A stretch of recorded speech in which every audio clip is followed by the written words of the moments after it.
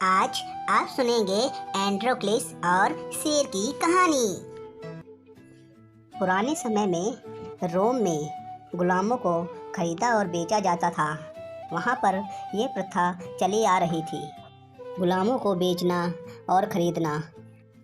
उन गुलामों को रोम में अलग अलग जगह भेज देते थे और उनके मालिक उन पर अत्याचार करते थे। उन गुलामों को मारते थे, पीटते थे। अगर कोई भी गुलाम वहाँ से भागने की कोशिश करता तो उसे मृत्यु का दंड दे दिया जाता था। एक दिन व्यापारी एक लड़के को बाजार से खरीद लाया। उसका नाम एंड्रोक्लिस था। व्यापारी उससे बड़ी कठोरता से काम लेता था। गलती करने पर उसको बहुत मारता था।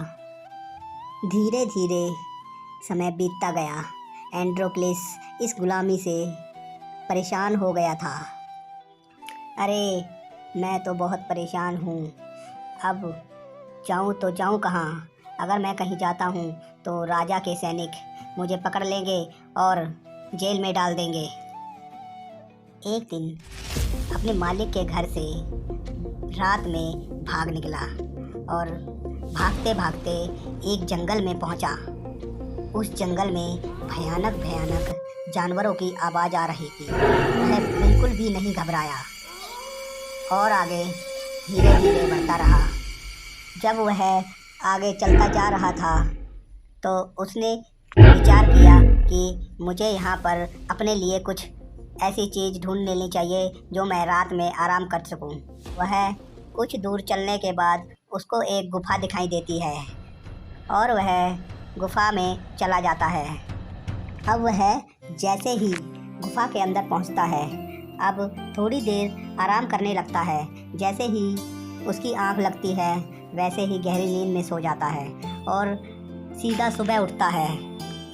जैसे ही सुबह उठता है वह देखता है गुफा के द्वार पर एक शेर चिहाड़ रहा था और वह जैसे ही उसको देखता है, गुफा से बाहर निकलकर वह देखता है एक शेर के पंजे पर कांटा लगा था जो दर्द के मारे चिंघाड़ रहा था। अब वह जैसे ही देखता है और वह घबरा जाता है, परंतु वह ताकत बटोर कर फिर वह शेर के पास जाता है और उसका कांटा निकाल देता है और शेर उसी गुफा में लेट जाता है और लेटने के बाद कुछ दिन उसके साथ रहता है और कुछ दिन के बाद शेर की जान बचाकर अब वह शेर उसका एहसानमंद हो चुका था। एक दिन एंड्रोक्लिस को राजा के सैनिक देख लेते हैं और उसको पकड़कर राजा के सामने पेश करते हैं। राजा उसे फांसी की सज़ा सुना देता है और पिंजरे में डलवा देता है।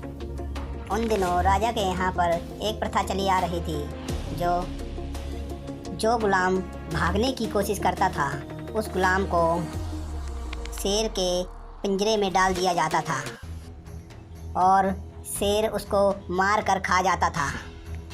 एंड्रोक्लिस को भी यही सज़ा मिली कि इसको शेर के आगे फेंक दिया जाए और एंड्रोक्लिस को एक निश्चित समय पर शेर के पिंजरे के आगे छोड़ दिया जाता है।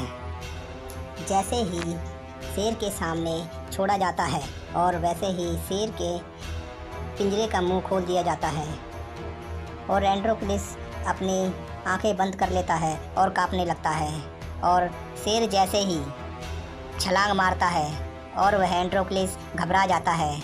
और ये क्या? वह राजा देखता है एंड्रोक्लिस का तो शेर पैर चाट रहा है। एंड्रोक्लिस अपनी आंखें खोलकर देखता है, शेर उसका पैर चाट रहा था और वह देखता है ये तो वही शेर है जिसका मैंने कांटा निकाला था और वह उसके हाथ से शेर की पीठ थपथपाने लगता है और वह राजा ये सब देखकर हैरान था। सैनिकों से कहता है एंड्रोक्लिस को यहाँ पर लाओ और एंड्रोक्लिस राजा के पास आता है और वह राजा को सारी घटना बता देता है। जानवर और इंसान की दोस्ती देखकर राजा की आंखें भर आईं और एंड्रोक्लिस को छोड़ दिया और कहने लगता है, जानवर भी अपने एहसान को कभी नहीं भूलता है।